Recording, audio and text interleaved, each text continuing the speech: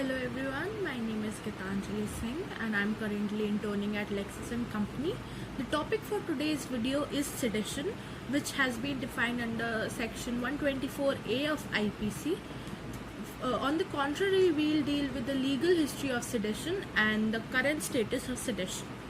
The right guaranteed under Article 19(1)(a) of the Indian Constitution and independence of judiciary are the two most essential and most indispensable elements of a democracy. Basically, they are the pillar of our democracy. Constructive degeneration is the most precarious facet of democratic evolution and freedom of speech and expression. It should be protected by the Supreme Court, but how should we define among constructive degeneration and disdain? Or rather, more essentially, how do we distinguish between reasonable restrictions of our fundamental rights and sedition law for thwarting the development and administration of justice? And where should the line should be drawn to distinguish between our freedom of right and the position of sedition? During the Crown Rule, the seditious laws were enacted in Britain as a precautionary measure to forbid any futuristic uprising against the ruling crown and the government. These laws prevented any act, any speech, publication, either made orally or in written, which were made with the intent to dethrone the crown or pull down the government or defame them. The word sedition means any act, speech, publication, either orally or in written form, made with an intent to incite a group of people to rebel against the sovereign or the elected authority of the state. Hence, because of this definition, even a mere critical comment on the working of the sovereign authority of the state or a monarch was treated as a seditious act. Long before sedition became an offence in UK, there was a Treason Act of 1351, which defined what treason was. This act was made it an offence for a man or a woman to compass or imagine the death of the sovereign, his queen, or the eldest son and heir. However, the words compass and imagine have a wider meaning, where the word encompasses means to plot or to scheme or plan the word, and imagine as per the Blackstones were synonyms.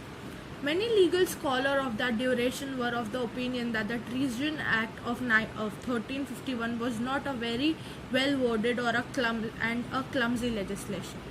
However, it was demolished turn by turn.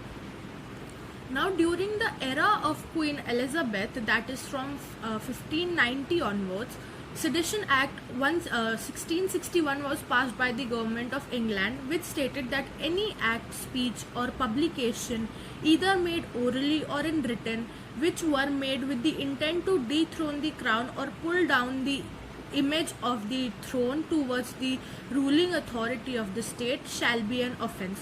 During that time period, sedition was analogous to the Treason Act of 1695 and the Treason Felony Act of 1848.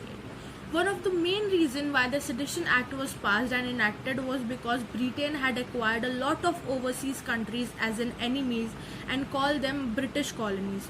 All the people in these British colonies wanted to free of the Crown rule from Britain, and hence there were a lot of agitation and rebellions against the British Crown rule. In 1977, the Law Commission had published a working paper, its second program, titled as Codification of the Criminal Law, Treason, Sedition and Allied Offences. This working paper spoke in detail as why there is a need of codification of various criminal law, and especially those related to treason and sedition and allied offences. This paper stated that the common definition of the word sedition is very uncertain. Now, from starting, India was under the rule of East India Company for almost around 200 years. Hence, a majority of laws prevalent in India are a gift from British. Thus, a law of sedition is also an offshoot of British Raj in India. Initially, the law criminalizing the offence of sedition was omitted from the original IPC 1860.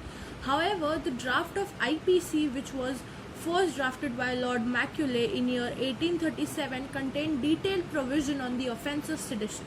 Later on this year of 1870, under section 124A, the offence of sedition was inserted due to constant rebel against the British rule in India.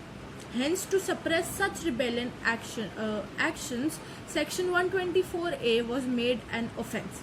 Before the enforcement of section 124A of IPC, the offence of sedition consists of only exciting the feeling of disaffection against the authority or the crown rule of a state, or creating the feeling of ill will against the authority of the state, either by words, written or spoken. This was very much analogous to the law of sedition existing in the UK during that time. However, after the codification under section 124A of IPC, this law has been used not just to suppress the voices of revolutionaries of India, but it was also used to quash the voices of those who had made a mere criticism against the working of the government or any governmental policies enacted by them. The criticism made in good faith was considered as a form of sedition also. Now in the next video, we'll talk about the first case of sedition in India and the current status of sedition and what our Honorable Supreme Court has been saying about sedition laws in India. Thank you.